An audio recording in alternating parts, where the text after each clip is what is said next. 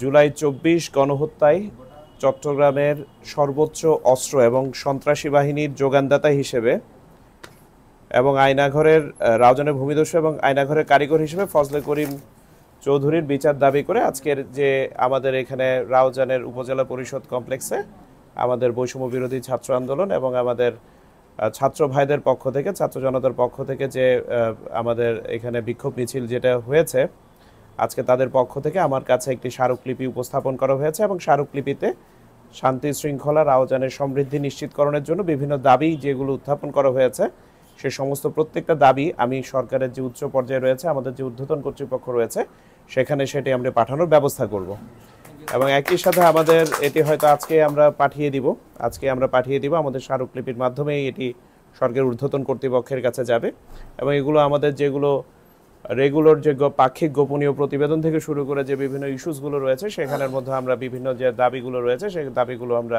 Accustomed করার ব্যবস্থা করব। কিছু জিনিস রয়েছে যেগুলো দীর্ঘমেয়াদী, কিছু জিনিস রয়েছে স্বল্পমেয়াদী, কিছু জিনিস রয়েছে আমাদের মধ্যমেয়াদী। সে দীর্ঘমেয়াদী, স্বল্পমেয়াদী এবং মধ্যমেয়াদী যে পরিকল্পনাগুলো রয়েছে সেই পরিকল্পনাগুলো আমরা আস্তে আস্তে বাস্তবায়ন করা শুরু করব। যেগুলো স্বল্পমেয়াদী সেগুলো হয়তো আমরা খুব ইমিডিয়েট করতে পারি। যেমন আমাদের যে স্কুলগুলো রয়েছে সেই স্কুলগুলোকে আমরা সামাজিক যে মুক্তি আন্দোলন, যে সামাজিক যে আন্দোলন রয়েছে সামাজিক মুক্তি আন্দোলনের একটা স্টেজে আমরা নিয়ে যেতে পারি এবং এগুলোর জন্য আমরা কিন্তু অতি শীঘ্র, এটা হয়তো বা এই সপ্তাহে, এটা কিন্তু আমাদের ইনিশিয়াল প্ল্যানিংয়ের মধ্যেই ছিল যে আমরা 4 ধরনের ক্লাবিংগুলোকে শুরু করব, সহশিক্ষা কার্যক্রমগুলো শুরু করব। স্কুলের যারা আমাদের ক্রীড়া সামগ্রী যেগুলো রয়েছে সেগুলোর আমরা কিন্তু বন্দোবস্ত এই মাসের মধ্যে হয়তো বা হয়ে যাবে।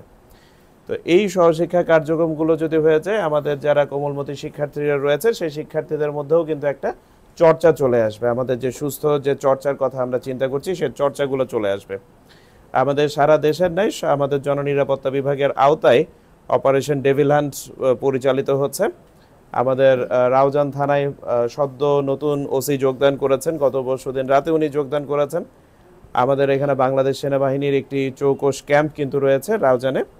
তো আমরা সকল বাহিনীর সম্মিলিত প্রচেষ্টায়, অর্থাৎ এটি কিন্তু যৌথ বাহিনী অপারেশন, ঠিক আছে, অপারেশন ডেভিল হান্ট, এই যৌথ বাহিনীর অপারেশনের মাধ্যমে যারা আমাদের রাউজানের শান্তি শৃঙ্খলা বিঘ্ন ঘটাতে পারে, শান্তি শৃঙ্খলার উপর হামলা করতে পারে, শান্তি শৃঙ্খলা নষ্ট করতে পারে, সর্বোপরি আমাদের ছাত্র ভাইদের জীবনের প্রতি হুমকি সৃষ্টি করতে পারে, এরকম যারা থাকবে তাদেরকে আমরা চিহ্নিত করে আমাদের পুলিশ বাহিনী এবং বাংলাদেশ সেনাবাহিনীর চৌকস দল রয়েছে, আমরা এটার বিরুদ্ধে আমরা চিহ্নিত করে তাদের বিরুদ্ধে আমরা ব্যবস্থা নেওয়া হবে, তাদের বিরুদ্ধে ব্যবস্থা নেওয়া হবে।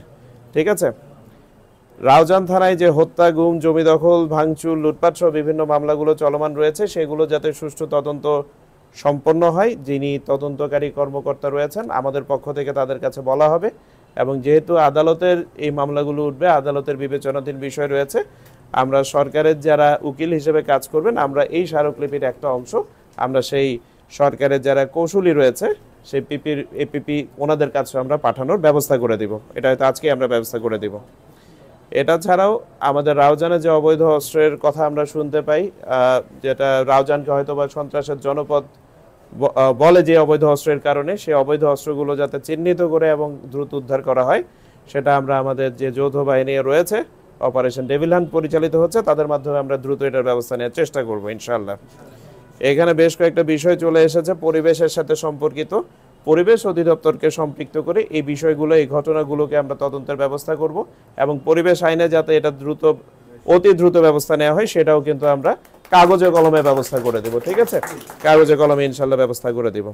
সর্বোপরি আমাদের রাউজানকে শান্তিপূর্ণ রাখার জন্য, সমৃদ্ধ রাখার জন্য, যেহেতু একটি ঐতিহ্য ইতিহাসে সমৃদ্ধ একটি উপজেলা, যাতে এই উপজেলার কোনোভাবে সন্ত্রাসের সাথে বা চাঁদাবাজির সাথে এই উপজেলার নাম জড়িত না পড়ে, সেজন্য যেটা করা দরকার আইন শৃঙ্খলা রক্ষাকারী বাহিনী, আগেও বলেছি এখানে কিন্তু অসংখ্য বাহিনী কাজ করছে বর্তমানে, সকলের একটা কোঅর্ডিনেটেড প্রচেষ্টার মাধ্যমে যাতে আমরা একটি শান্তিপূর্ণ শৃঙ্খলা সম্পন্ন একটি রাউজান আমরা পেতে পারি।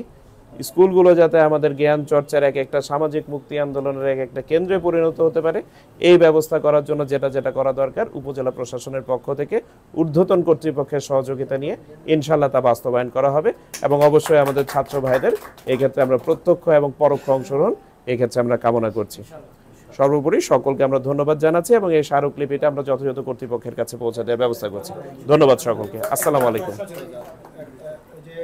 যিনি বলতে করেন চৌধুরী, উনি যদিও বা জেলখানায় আছেন, ওনার সন্তান ফারাজ করেন চৌধুরী, উনি আমরা যেটু মিডিয়াতে আমরা নানাভাবে শুনছি যে উনি নানা রকম প্রতিবন্ধকতা সৃষ্টি করছে আমাদের প্রশাসনের মাধ্যমে।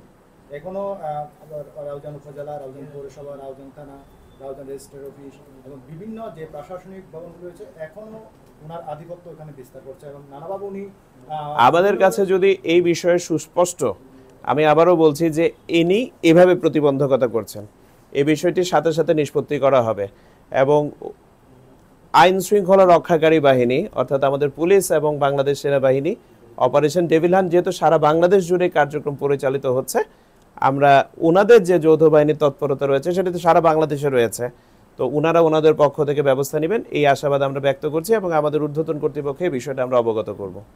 এবং প্রশাসনিকভাবে অর্থাৎ যে অফিসগুলোর কথা বলেছেন ওইখানে যদি এরকম কোনো প্রতিবন্ধকতা থেকে থাকে যে ইনি এভাবে করছেন, আমাদেরকে একটু যদি কারণ গোচরীভূত করা হয় আমরা সাথে সাথে এটার বিরুদ্ধে ব্যবস্থা নেব ইনশাআল্লাহ।